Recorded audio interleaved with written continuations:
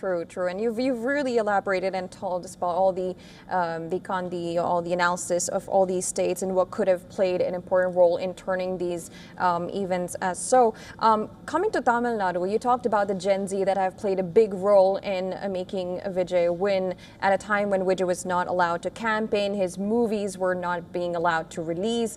What are the other factors that could have influenced Vijay win? Because Tamil Nadu is a state which has seen anti-incumbency. So could that also have been a factor, because we see AIDMK emerging, of course, as the second major party after TVK. So I think that you're right about anti-incumbency.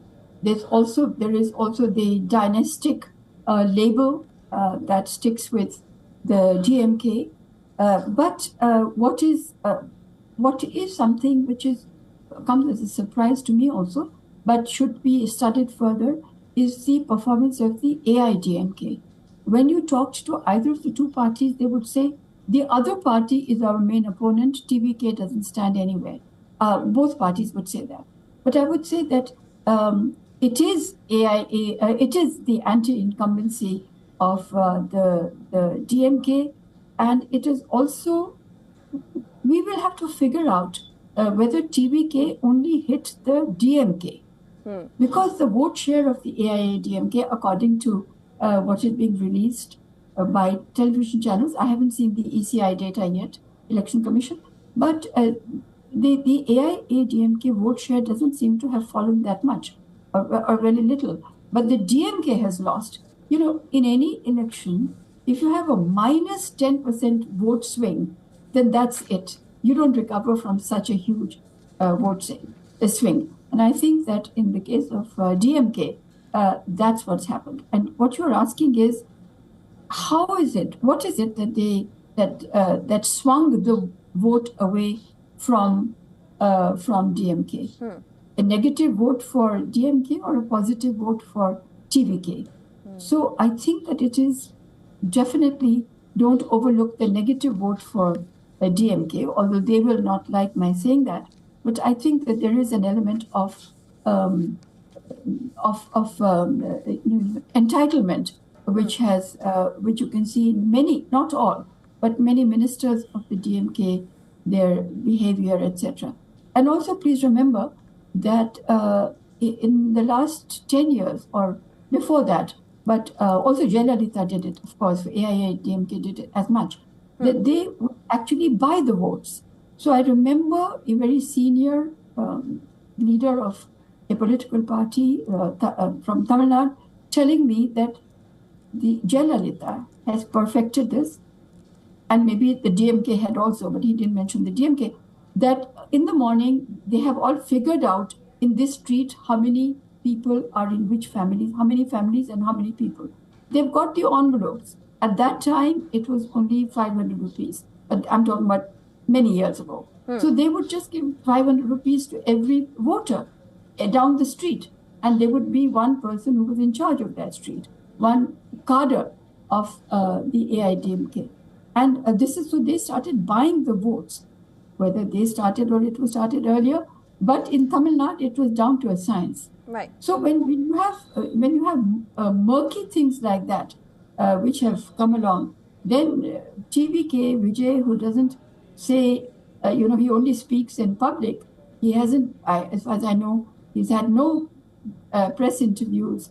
He's had no press conference. He is also difficult to access, by the way.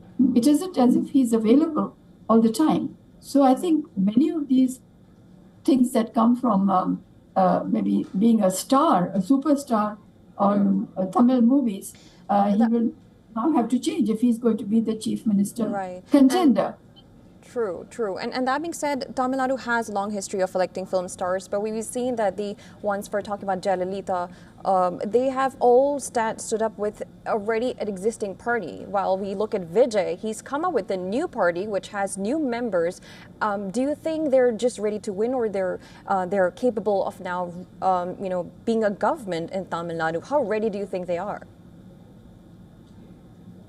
Who is to say? Vijay does have some. He has imported some leaders from the two Dravidian parties.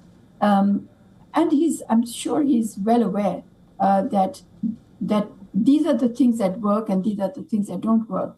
But I would share your comment on the readiness. But I think he will be propped up is the wrong word, but he will be supported by people who know what governance is. And in Tamil Nadu, there are, it's much more streamlined than it may be in other parts. The one thing that he also has to watch out for is the entrenched corruption. And if he can overcome that, and that, in my opinion, is a big if. And if he knows that that this has been the skid row for both for DMK and for AIADMK before that, Jayalalitha before that, he will avoid it. But I don't know how. But I think an important point here is, besides Gen Z, Vijay has also scooped up, made inroads into the Dalit vote, into the very, very important, significant Gounder vote. And in my opinion, this also gives, a sort of a pointer to all parties, national or otherwise, that a newcomer can actually sweep away a large chunk of the Dalit vote, at least the Gounder vote. And what is that saying? It's talking about some dissatisfaction. Although also DMK has many, many schemes. But as I would have told you about West Bengal, I repeat here that preponderance of schemes does not ensure victory. And that is not called governance, even by the people who are receiving those schemes. They're looking at, it's been said in Bangla, they don't want to be bhattajivi. Is it Bangla or Hindi? But they don't want to just remain as a person who is propped up by doles. True. They want to be part of the dynamism of an economy which is on the move. So this is what I'd like to. Absolutely. Yeah. Of course, there has been many upsets and wins in this election. A surprise for both the winners and the losers.